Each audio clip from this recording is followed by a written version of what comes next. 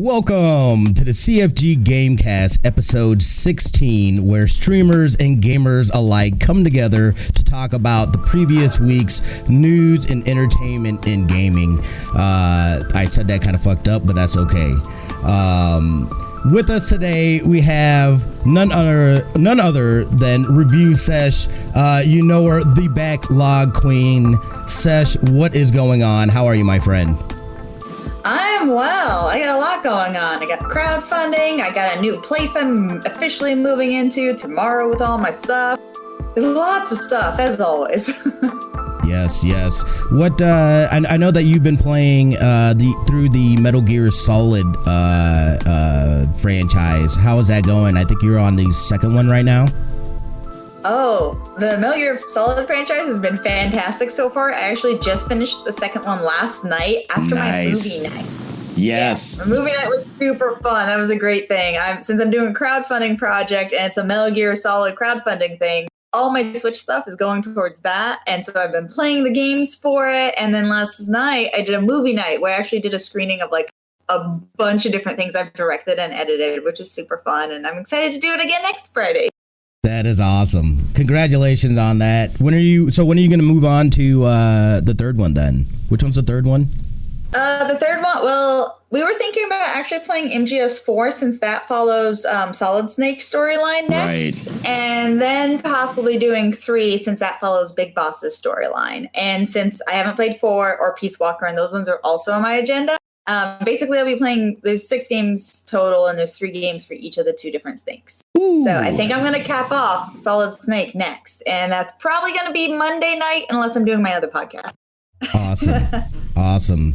And with us, we've got one of the smoothest souls on Twitch, the master of chill. Yeah, that's you. I'm talking about Doc Limitless. What is good, my friend?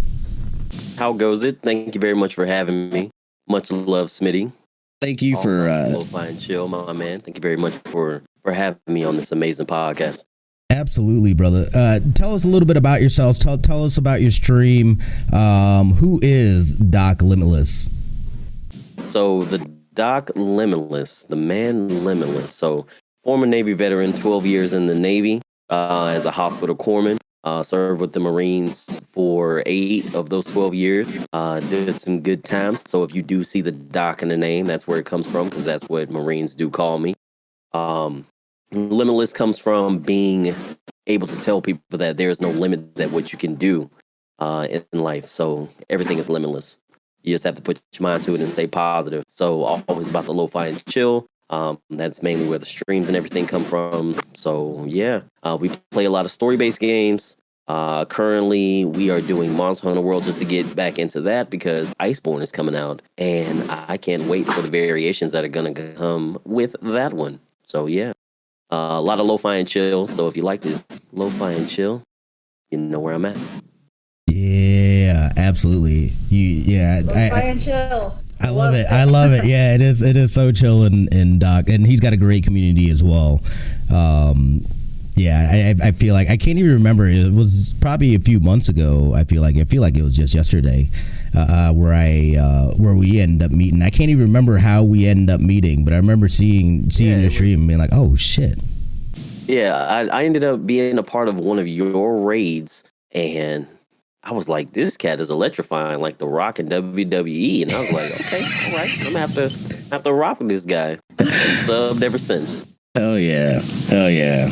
So I love it. And this week for myself, what I announced on my channel was I actually put my 2 weeks in at my current job. I've been there for almost 13 years as the production manager at a ABC affiliate. So it was real weird doing that. I've always kind of imagined what would that be like to do that. But I'm very much a person that believes in making changes. If I want to continue growing both personally and professionally, and I was offered an opportunity that would allow me to do that. So I had to take it. You got to see what it's all about and whatnot. I'm all about going and doing that stuff. So it's been a weird kind of off week for me, just because I know it's here in a couple of weeks I'm going to be going to a whole different place, meeting, starting over, meeting people, you know what I mean? But, the opportunity to work in the digital space, on a much larger format, content creation and the reach of the company and whatnot, I'm excited to check it out and see what we can do. So. That's amazing, man. Yeah. Yeah, congrats. Thank you. And opportunities open up like that. It's like, do you let the door close on you, or do you walk right through it and accept it? And I know that you're gonna do fantastic with that, man. Yeah, that's great. It's the right road for you. Yeah, no, I appreciate it. Can you tell us anything about the new gig or not yet? Yeah, I mean, NDA. It's no, there's no NDA. It's basically going to be creating content for creating branded content. So essentially putting together longer formatted shows. And I've got all kinds of ideas. I've been thinking on this for years now. It's something I've been trying to do at the station and whatnot. And then, we'll work with advertisers and stuff like that to get branded content in there. And you know what I mean? It'll really be kind of building this digital network of, different shows and stuff like that. That's branded and whatnot. Basically, on a larger level, this. You know what I mean? That Content King. What up, Tash? Yeah, dude, that's awesome. I'm happy. Yeah, no, it's a great opportunity. I'm super stoked about it. I don't know what the future looks like, and that's always exciting to me. Because again, don't hear from Smitty at all. No, that's not true. That's not true. I'm gonna still be, the streams are still gonna be going on. I'm always looking to create and do more. So. Having that opportunity has been going to be fantastic. Anyway, we need to get to the topics here. That's right. We need to get to the topics right now. Since Doc is our guest, let's go ahead and let's start out with Doc's topic here. All right. So, I think the general thing, everybody has the hot thing that is speaking of and going on right now. So we're going to speak on the, Ninja Move in the Mixer thing and how it's going to put content creators like ourselves, put us on the spotlight. What are you going to do? Are you going to switch? Are you going to go that way? How do you feel about him moving, with him being the number one on the platform? Just because he's number one doesn't mean that he's the best. But how is that going to change how's that going to change the platform for all of us? Are we going to switch? Are we going to stay? Is this going to make Twitch, change the way that they treat their creators? How do you feel about it? For me, this is I love the fact that I'm seeing this. Again, there's a lot of people that are kind of hating on it, which I'll never understand that. It's like, look, somebody's finding success. I mean, shit, dude, would you not take money to go to a different platform? I mean, I absolutely have no issues with that whatsoever. Not only that, but then it's bringing on, because people are going to follow, people are going to go over there. That's a huge statement. Hold on. Excuse me, sorry. I had to cough real quick. And it's a huge statement that he's making there by doing that, and we're seeing it now. Like I mean, if you look at Twitch, Twitter, or anything, you follow other content creators and stuff like that. A lot of people now have gone over and tested out the waters, and they're saying, "Ooh, the water is just fine over here, guys." There's a lot of people saying that, and that's that. So other people are now. Now I'm curious. I'm not gonna lie. I went and made a Mixer account just in case. Absolutely. I had a Mixer account, a year or two ago? I already had one. I had to change the name over, but I had a Mixer account before, but I was like, okay, it's just another one because I did a lot of Xbox gaming. A lot of my gaming came from console play before the actual PC side of it. So I already had one because when I went live on Xbox, it was already Mixer. And I was like, how come I can't do this on Twitch? I was like, because I have to do it through Mixer. So yeah, right. It's really interesting. I think it really does. Like, I mean, one, he's making easy money with it. Like it just for them to pay him to get him to go there had to be at least like 1 or 2 years worth of salary on Twitch. Yeah. What he would have been Contract is probably crazy.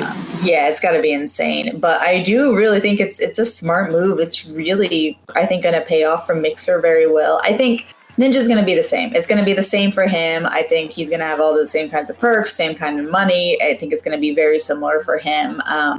But I think for Mixer, it's an excellent choice. I think they're going to bring so many people to it. I mean, like, yeah, like just us making like new accounts for it and doing that, just putting more eyes on another streaming service other than just Twitch and YouTube, I think is really good for the streamers and the viewers because we've talked about this a little bit before where like competition breeds creativity, right? And it's going to make the perks, I think, better for everyone across the board when you bring in even more competition like that. So I think we'll see. I need to do a deep dive on what Mixer is looking like to speak on it further, but like I do think it's going to be really interesting how things play out with that because, you know, like I said, like we have YouTube, we have Twitch, and now we got Mixer too. And like if we have like 3 big heavy hitters, like they're going to really do some interesting stuff to keep viewers and keep their streamers.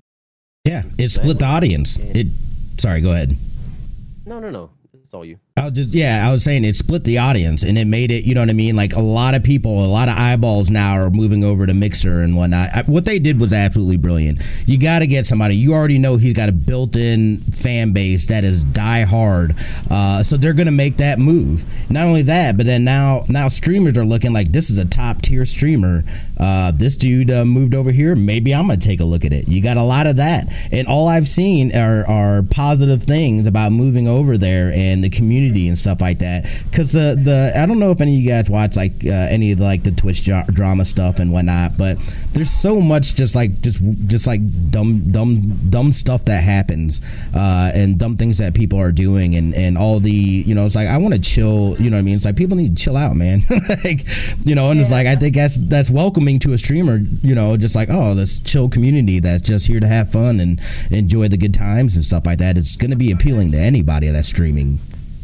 No, see, I'm hesitant for that because, like, right now, like, Mixer's obviously like smaller still, but I suspect that kind of crap's still going on there. We just haven't heard about it because we haven't even heard about Mixer. Like, I'm sure there's still going to be those negative sides to it, and there's going to be pluses and minuses, not even taking in the human factor. Yeah, so it's such a small platform, and like Smitty was saying before, with that huge jump that Ninja did, bringing over his audience, and that's why I raised my hand and I was like, Ninja is bringing along the younger generation. With him bringing along the younger generation, those are the next generation of streamers. So people playing Fortnite, just like they're watching Ninja just because he plays Fortnite. These people want to become like he is, and they see a new platform that they can gravitate towards. So when they gravitate towards that, it's totally different. You feel me? I mean, if they essentially will be growing up with Mixer rather than Twitch, that could be really interesting. I wonder too with them because I suspect a lot of his fans are very diehard, where maybe they only watch his stuff and not really participate in a lot of other streams. So we'll see. I mean, I hope it spreads. I hope, you know, like people who are creating and are decent people, and if they're on Mixer or Twitch or YouTube, like they all like find their success. So I'm hoping he makes that happen for more Mixer people. I did see recently that he ended up hosting a girl. And it was like, oh yeah, like her stream usually does like, what was it, like 100 to 500 people usually viewing. And it's like, oh, here, have 100,000 views. It's Ninja hosting, and that's just what you get, and that's game changer. Like that will make or break your career. Like that's just so nice. I'm really proud of him for doing that too, because like previous statements and stuff, I'm like, but him like just hosting a girl like that's fantastic. Like just elevating smaller streamers to a higher level is really great. So I think he's already spreading the love really well, and I'm already glad to see that. Now let's think about the hype train. Think about the hype train that's going on right now. Everybody moves over to the Mixer. You're a content creator that's already, you know, established on Twitch. Move on over to Mixer. you know, how is that going to pan out for you? You know what I'm saying? Like, how's the hype train going to be in a month once everything is said and done? Like, is the hype going to be the same? Is Mixer's analytics going to be a bit different? You know, like, how is that going to pan out? Yeah, it's really curious. I'm curious about it. Like, it's something like I want to look into because for the most part, I think for a lot of people, the transition will be slow. So a lot of people are going to be getting whole new audiences, which I mean that, you know, like they might break through with like the Mixer audience versus Twitch audience and like the way people find channels and they find you. So like it might be a benefit to switch over, then like boom, you have a community that you just never quite were able to find and click with on like Twitch or on YouTube, and you make that risk switching over, but you never know, like it might go all right. I need to look into it. I'm curious about it. I do have like a lot of not just affiliate level, but affiliation with Twitch and what that is, and like other streamers and that community. So I'm more hesitant in that way, but I'm really curious about like the other perks and like maybe trying it out too. So one thing that people need to know when moving over to Mixer, please know there's no affiliate program. It's either you're a streamer or you're nothing. Doc, I'm catching a lot of background noise from your mic, I think. It is raining at his place. Oh. I had to turn myself down a little bit. You shouldn't be hearing any background. There you go. Good? I came back. Whatever. Yep. Sorry, I didn't mean to break that up there. It should be, no, if you move over to Mixer, there's no affiliate program like there is on Twitch. So please know, if you move over, be prepared that you're not going to receive any kind of revenue like you thought as a Twitch affiliate, you know? Well, Day is saying in the stream. Day is saying in the stream that one of his friends and one of my friends as well, Divine Kage, made a switch over there recently, and he said that people over there were super nice. They showed her a bunch of love, gave her tips and stuff like that. So like right out the gate, you can monetize, whereas within Twitch you have to get the affiliation and whatnot. But all I keep seeing is people talking about how great the community is over there, which I think is really intriguing. And well, Twitch being an affiliate, it's only. I mean, we don't know. I mean, Mixer might be too. It just might be different communities than what we're hearing from. Like, we are not hearing about the people who went over there then just quit. Right. We don't know. I think it is a smaller community, so most likely it's going to be less bad, just giving percentages of people that suck and how many people are actually on it right now. But yeah, like even with like the affiliate program, I mean, the affiliates the only difference is subs. Like you can still donate, you can still give bits, you can still raid, you can still do all these other things with people who aren't affiliated yet. So I'm curious like what their like breakdown is of the different like levels, streamer, no streamer, what it takes to actually what and how you can make profit on Mixer, because there's all kinds of different ways to do it. Like I mean, YouTube's subscription button does something very different than what it does on Twitch. Right. Yeah, that's true. Yeah. I think that is a good topic, and a lot of people are you know, I'm curious to see how it goes for everybody, especially just kind of seeing what people are doing over on the Mixer end.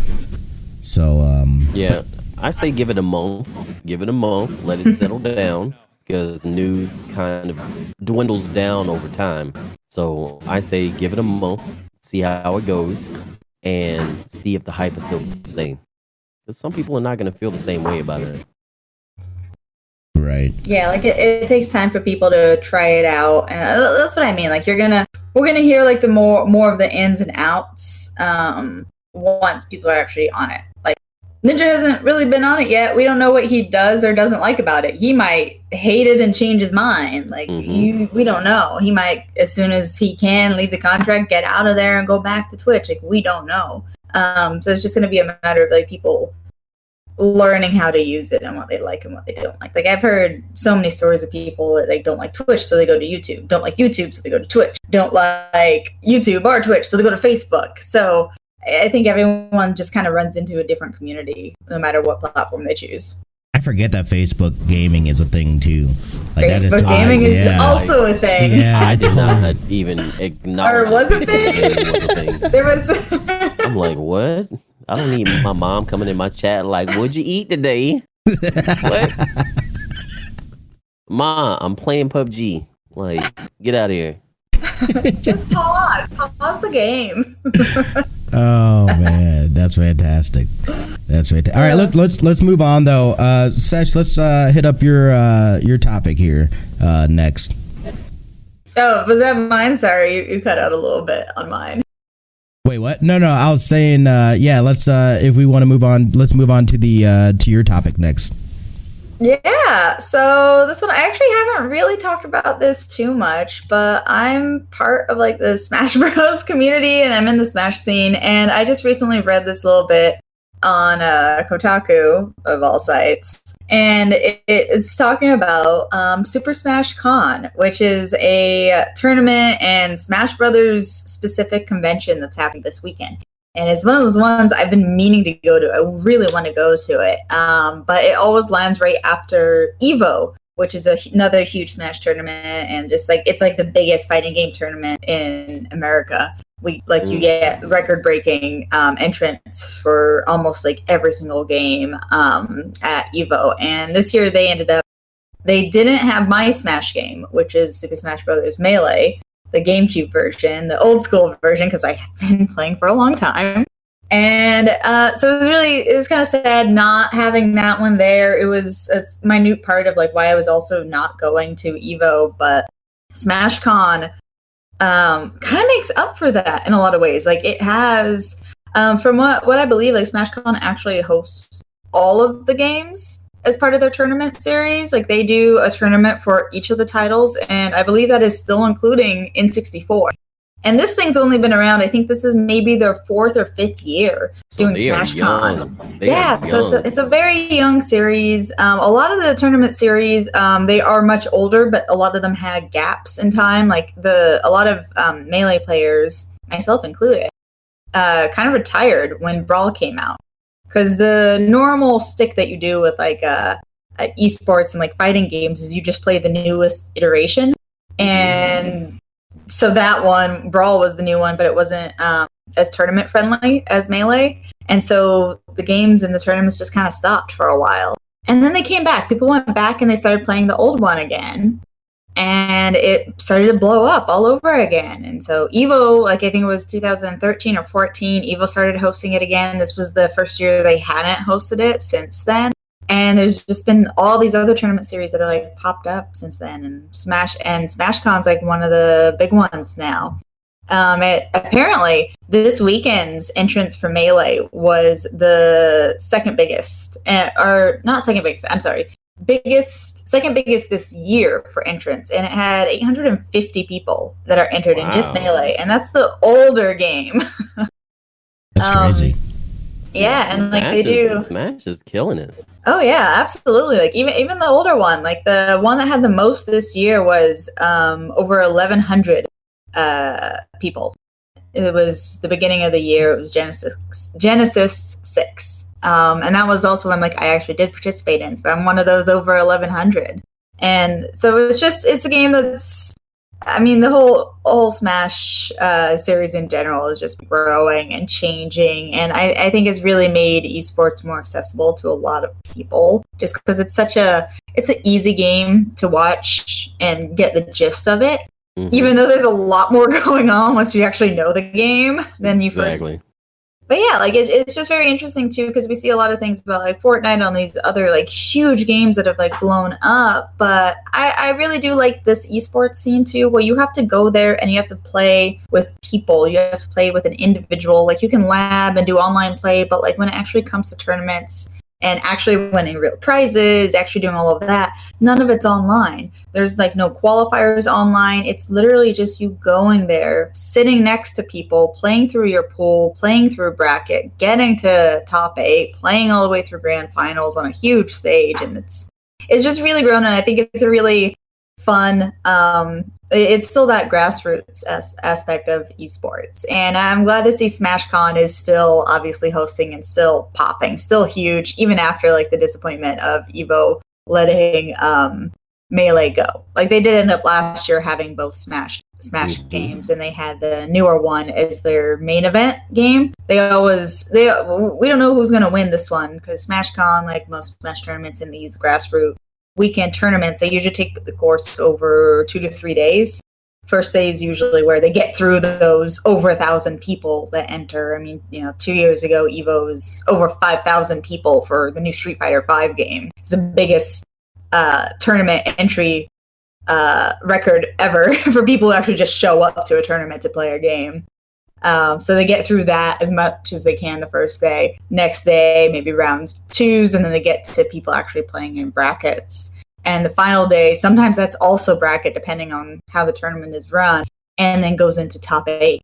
And they usually leave the best for last, or where they expect the most views. Like even this last one, Genesis, had over 125,000 viewers on Twitch. And that's just that one tournament this year in like January or February.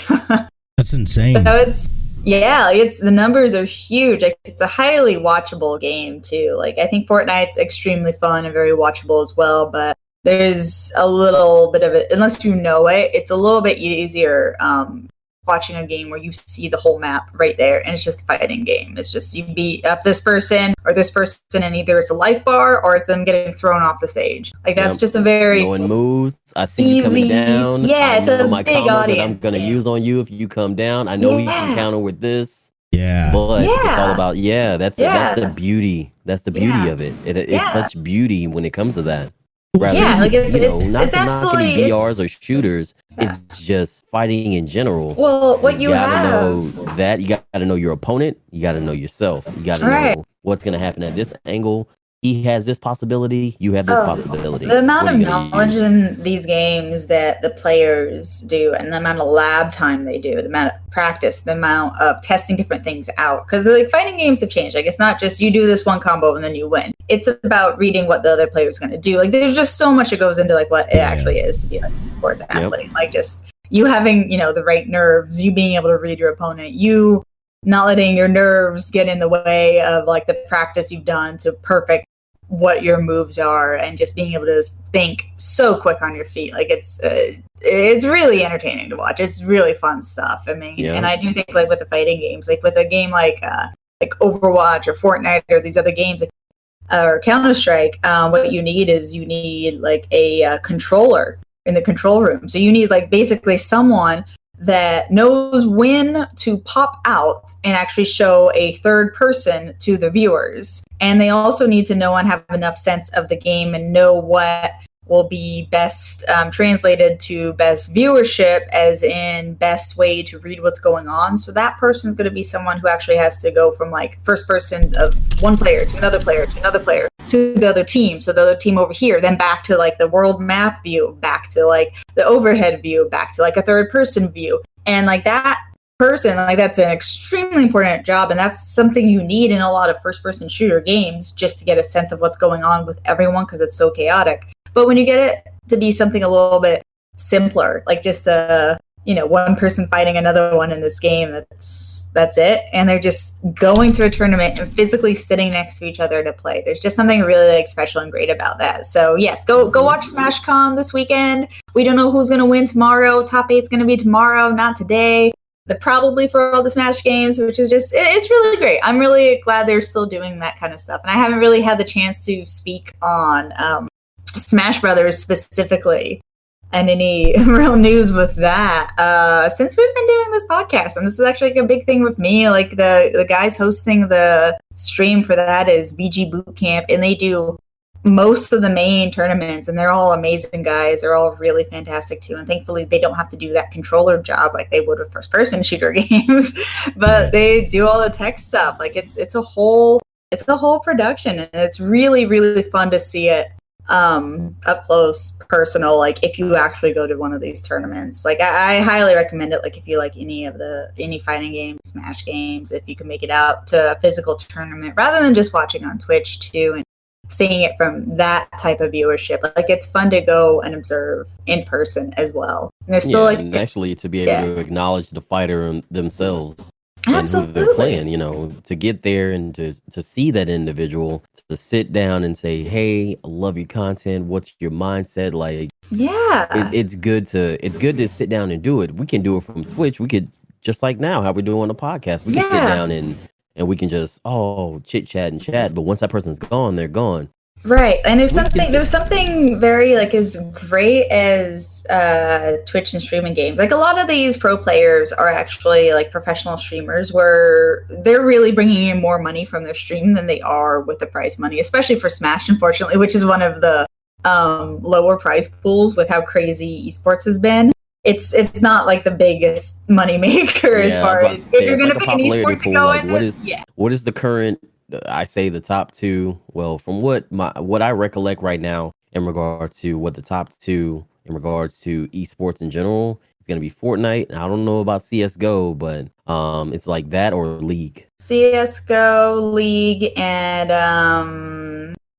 Dota, Hearthstone. I haven't heard from Dota in a minute though. Yeah, it's been a minute, but it depends too on if you're counting American prizes or worldwide prizes. Like that's a big difference as well. True. And like I think Smash, Rocket League is huge as well. Yeah, that one's a big one. That one's very popular. Rocket League. Oh yeah, like it's really fun stuff. That one is very watchable as well because it's chaos and it's fun, but it's kind of a controlled because you have the ball that is the focus, which is great. It's kind of like how you say with fighting games. You have your platform, you have your area in which you're fighting, and then that's pretty solid and set right there.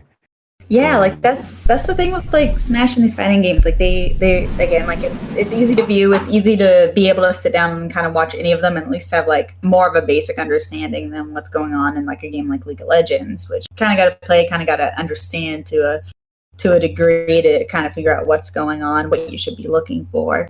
And yeah, like it's just really fun. It's really interesting. Like I mean, I could speak from personal experience that I know this is a fact for other people too. Is like when you're playing online, it's just not personal. Like you're cursing and you're angry that you're using, and somebody's just being super annoying and they're terrible, and like, you'll just get more mad online than you'll ever get in person. Like you go to a tournament, you're playing, you're losing against this person.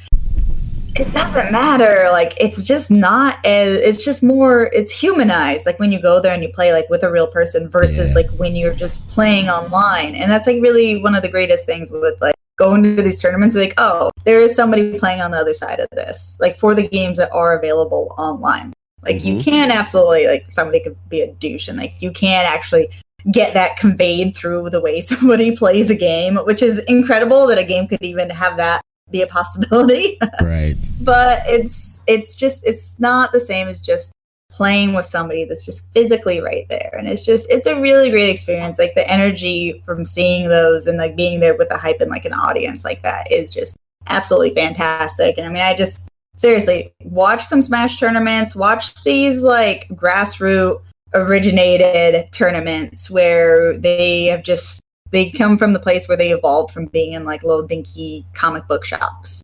Watch what they are now. Local 20s were.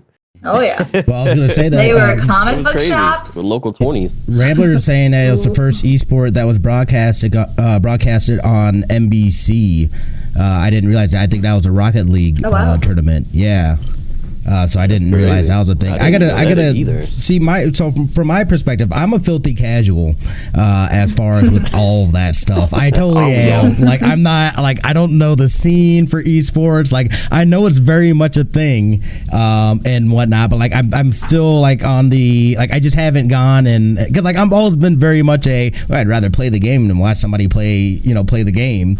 I guess type of person. So but you learn a lot and you get to see things. But yeah, so for me, but I realized that is a huge community, and there's lots of people. Like I went to an event with the minigunners, and Kawaii Face Miles is she does a fighting game. I think it was Street Fighter, I believe. But like I didn't, she's got a great community. She's a local out here in Las Vegas. So it's cool being able to meet her a little bit and check out her stuff and whatnot. But yeah, it's like that scene is so, I feel like very much I'm on the outside of that. Like for me, like Smash has always been a casual, fun game. That's a game I can watch because it's fun to watch. You know what I mean? It's like I may not know what the hell's going on, but I know there's all kinds of like little things. Like they're saying, like the casters saying things like I don't understand what you're saying, but I see what they did. Yeah, absolutely. When people cast those things, oh my god, when they cast those, they're great. I'm like, dude, who hired you and how much you getting paid? Because you are absolutely fantastic. That's what I say. Yes, I was like the amount of knowledge they have for the games, and like that's the thing too. Like it's such a small community. Like those casters are the same people who are going to be partying with the players right afterwards. Like it's just also speaking in the same voice. Oh shoot! Somebody is jumping up and he took a shot. Oh my god! Yeah, it's just there's just so many of like the higher ups. I mean, at least speaking from like the Smash side of it, like the people that are ranked versus like the people who are the influencers in the scene. Like just so many of them are like just friends and all hang out with each other. Like it's a really cool vibe. And like going there, you see all these other little cliques of people that might not be influencers or they're just interested in the game, and you just find a lot of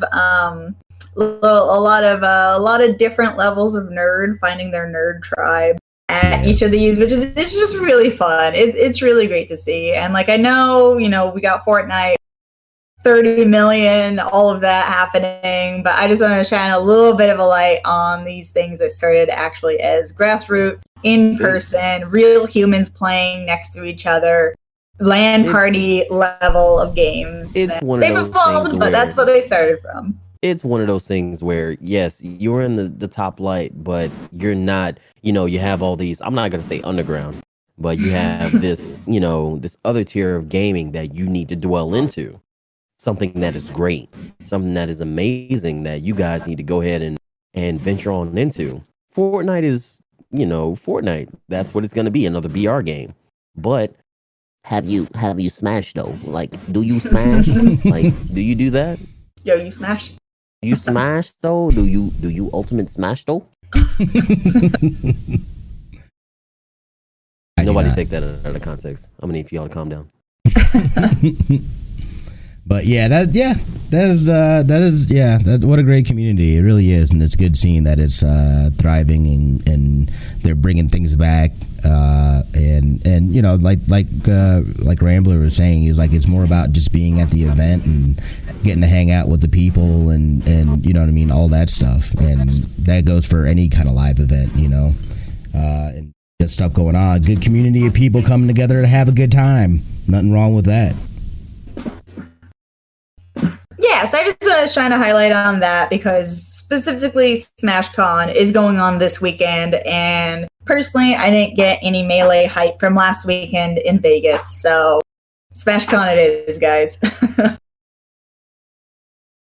All right, let's move on to our third and final topic. We are talking about this, right? I don't know if it's me, Smitty, but it sounds like you keep on cutting out. I think you got to be like way close to your mic. Yeah, I think your mic has like a really a small range. Hold on, I can adjust that. I might have it cranked a little too much. Yeah, when you lean in, we hear just fine, but you lean back, it cuts out. It cuts out. Gotcha. Yeah. I could probably bring it up some more too. So like, hold your face at your mic. Yeah. Should I do this? We'll just talk like this now. Hold mic at your face. Those are the words I was trying to say. Just keep it like this. Did you hear that? Ooh. As they've described it before, you need to deep throat the mic. Oh God! Not make the sounds. Oh my! All right, so our third topic. Hold on. We got. What happened there? We deviated so far. It's called a transition. We took a commercial break. Yeah. So our third topic that we were looking to talk about here was the Apex. There was an Apex Legends tournament that was supposed to be broadcasted on ESPN, and ESPN went after the tragedies here in El Paso and in Ohio, and I know there's been a number of them. They decided to pull it out of respect for that shooting and whatnot. And I guess we were kind of torn. We were talking a little bit about this beforehand. We were kind of torn as far as, you know what I mean? Like for me, at first I thought it was Apex that had pulled themselves out, but Doc clarified that it was ESPN that did it. And it's like, and then we've been hearing talks in the news and whatnot about video games causing violence and this and that. And me personally, I think that's all BS. Instead of tackling an issue head on, it's just making up excuses. There's not really, it's like, there's a problem. There's clearly a problem here. Let's look at realistic ways to, figure out what that issue is and come up with solutions to make it better, to make it safer for everybody. So this is one I'm definitely torn on, because that's how, those are my thoughts on that. And I don't know. So I feel both ways about it, I guess. So with Apex being, hold on, let's see. So with Apex, with them being a part of that, and ESPN saying, now we already know that ESPN, anybody that thinks of ESPN, it's going to be what? Sports network. Everything about sports. Now, when we think about sports, we're starting to dwell into esports, just as Sesh was talking about. Now, what if certain platforms or everything, like fighting games, along with shooters or everything, come about to ESPN and broadcast on ESPN for all the right reasons, just because we are now acknowledging this as an actual sport. So with them pulling Apex Legends after a tragedy, it's respectful that they did it, because we don't want to broadcast, and I don't know if this is their first time pulling a shooter or any kind of esports game onto a television broadcast network. I think it is, because they haven't been doing esports all that long. So like with them the 2 years ago, the what was it? The Street Fighter tournament I mentioned was one of the first things they aired, actually. So it's only been a couple of years at most. So with them pulling that, it's respectful in a sense. And I applaud them for doing that, because after a tragedy, but there's so much stuff that's going on in the world that is not being told or even brought up in general. Addressed, I'd say. I do think video games are specifically a distraction topic. Which this is a shooting game, so I can say, I think that's a fair choice to make. But I don't think that they would have pulled it if people didn't complain that video games were a root cause of this. But how many times have you grown up when, the generation of gaming has come about, and we all, your parents used to say, or you hear, oh, don't play GTA because it wants you to, carjack people and shoot random people on the road? Oh, people basically that's the root of the entire cause. No, that's not it. Yeah, it's basically been my whole life with it. So I've paid very close attention, because I don't like to generalize to the fact where it's just in my personal experience, no, I don't want to harm anything in real life, because I'm, doing it or whatever the TV or the make-believe stuff is saying. I never have wanted to do that. Nobody I know has ever wanted to do that. Do people want to do that? So I pay attention. I read up about studies, and it's absolutely study after study show that there is just no correlation at all with any violence and being a gamer. They're just not related. Sometimes there's an overlap. A lot of times there isn't. There's just nothing in it. And the other thing too that we have to look at, and I think this is a really, really good point, I hope that will shut people up about this, is America is the only place where the shootings are happening, and we're not even the biggest gaming country in the world. Exactly. So what are the differences? And like, people do point to guns. I don't want to get into that side of the discussion today, but I do want to just say it's not games. Games are everywhere. Games are worldwide. People are playing it everywhere. People aren't doing the shootings everywhere. There's studies that show. I've read up on it so much. I did actually find one study that was negative towards video games, but it was very specific. So the thing is, like, there's nothing about like violence. There's no correlation with that in any of these studies. But there was one recently. The UK found out that if you are a gamer that specifically plays driving games, not shooting games, not any other games, just no Minecraft, but driving games, racing games specifically, there is actually a correlation to you having having more car accidents. So that's the only correlation. That makes sense. I want to go fast. Specifically racing games. Exactly. Specifically racing games that are going to make you confident in this make-believe world about doing this thing that is mundane and you do every day in the real world. You're going to do less good because that's not how the real world works. It's literally only those. There's been no other correlation with any kind of violence or real world repercussions from that. They even say, like, if you play video games in general, you are probably a safer driver because you're better at seeing multiple things on the road at once and paying attention to multiple things, because you have your life gauge, you have your lives, your health, your magic, your potions, your items, your cooldowns, people attacking you, multiple things attacking you. So you're able to get a better sense and you have just better driver's awareness.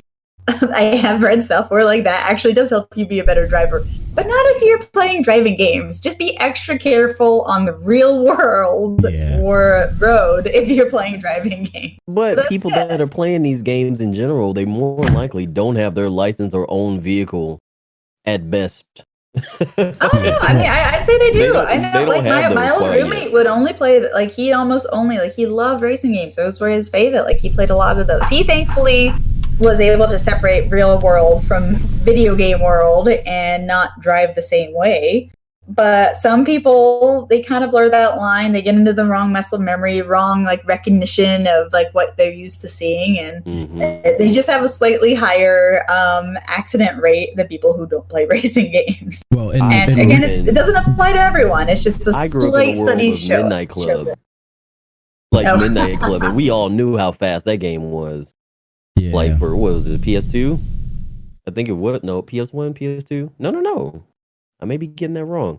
Yeah, but I grew up in the world of playing Midnight Club and thinking that that's a way to drive. And Fast and the Furious came out, and it was all about all the driving. I want to drive just like that. Drifting. Oh gosh, yeah. There was a lot of early 2000s Dub edition games. Well, Reek and Mutt said that in the Twitch stream, games are being used to justify the behavior of some. However, we all know they do not influence shooters. If they did, it would be a world problem and not a U.S. problem. I agree 100%. Again, it's just a cop-out. It's a cop-out excuse. And I understand that, especially a bigger company like that, if sometimes not responding in any way can be a killer for you. So I think they're just erring on the safe side, because especially in this day and age of cancel culture and all that stuff, people are quick to, you know what I mean? You didn't respond correctly, F you, don't go to that company or this and that. And I think they, again, being a larger company, they played the safe road on it and went ahead and did it. Yeah, larger plays the safer when they're ignorant. Like that's the thing. Like it's ignorance about video games. Like for have that topic to come up now, and literally like it's like half of Americans play some kind of video game. Like even if it's like a mobile game or something, like half of people are gamers, and that those statistics are even bigger in other countries around the world. Again, other countries around the world aren't having the same issues as we are with mass shootings. So there's something else that's different that's going on.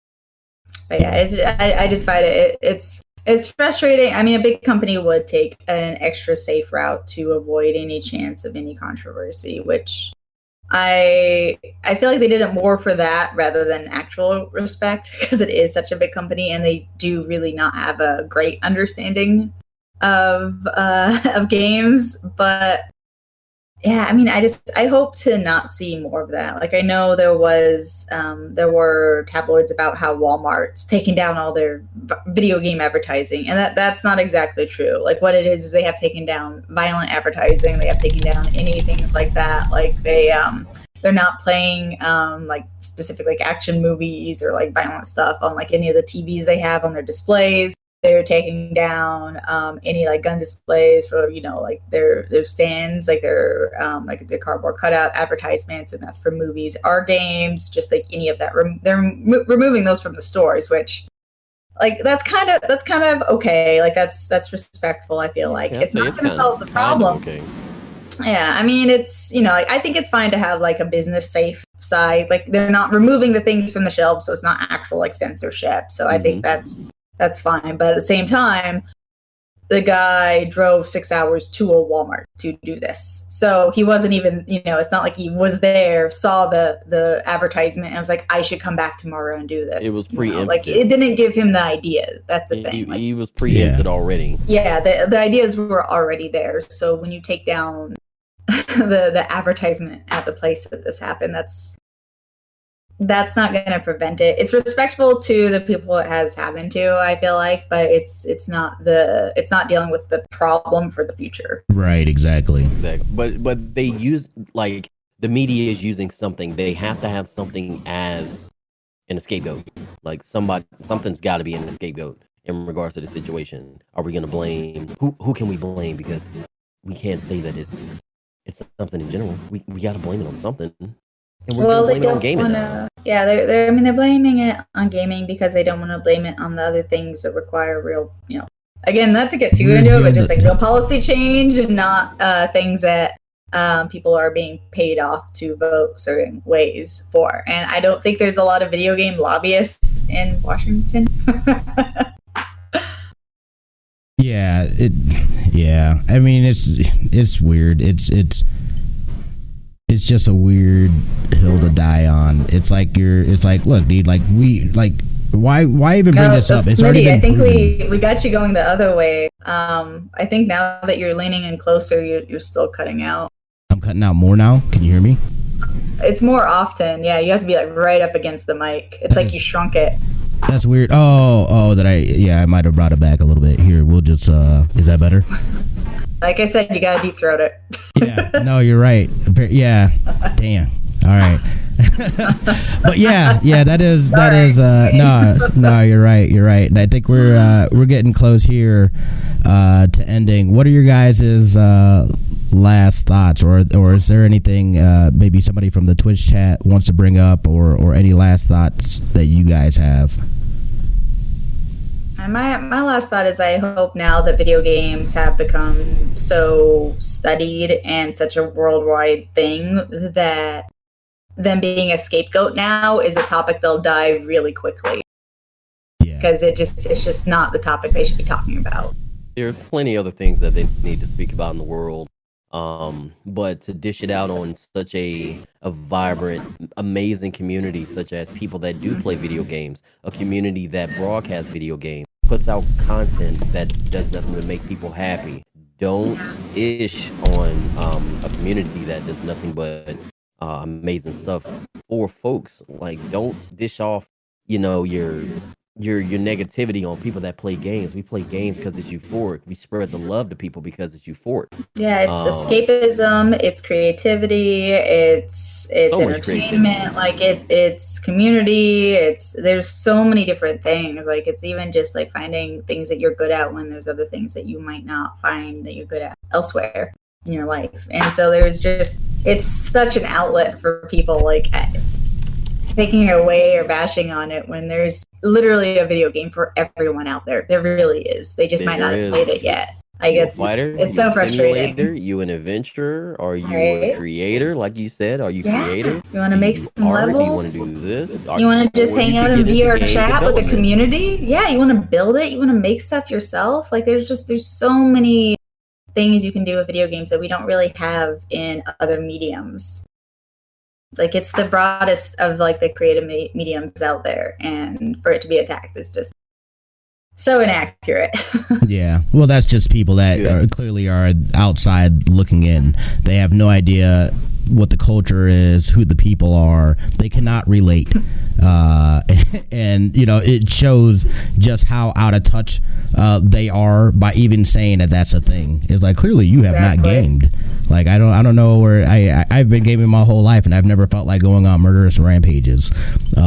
So, you know, that's... I've also never known anyone who's felt like that. So yeah, exactly. That sounds like something that you're dealing with IRL. Like, yeah, absolutely. Like, elsewhere with that, stay in your house, lock the deadbolt, and stay to yourself, please. Absolutely. Yes. So let's wrap this up. Again, Sesh, thank you so much for being here. Don't forget to check out Review Sesh on Twitch. I'm gonna get that punched in there. Twitch.tv/Sesh. Review Sesh. Oh my gosh, I have the wrong name in there. I need to take that name back. It's an inactive account that somebody else has, because apparently my weird name is really common. So right now it's just Review Sesh. I'm working on finding a better name for my channel, but you go there. It's a good time. You know, like I said, I'm crowdfunding stuff, and everything I get right now towards Twitch actually goes directly towards helping crowdfund that project. So I get to be a filmmaker and make and create and provide a different form of escapism for people. Yeah. And Doc, thank you so much again for joining us. I appreciate you coming on, and in lieu of Davis being out, he's doing work at conventions and whatnot. So thank you so much for joining us and being a part of the podcast. All right, thank you very much for having me, man. It's good to come in and actually, you know, we sit down, we talk about gaming, and all this other good jibber jabber, as you always say. I told you, things that you say seem to just recollect in my mind. But thank you very much for having me, man. Much appreciated. Absolutely. Thank you guys for joining us again. The podcast releases every Monday. We record live on Twitch on Saturdays, and then release on Mondays on Stitcher, Google Podcasts, basically anywhere you can find podcasts. Look up the CFG Gamecast, and you'll be able to find every episode that we have done. Thank you guys so much for joining us. Have a great week. Have good games. Have good streams. We love your face.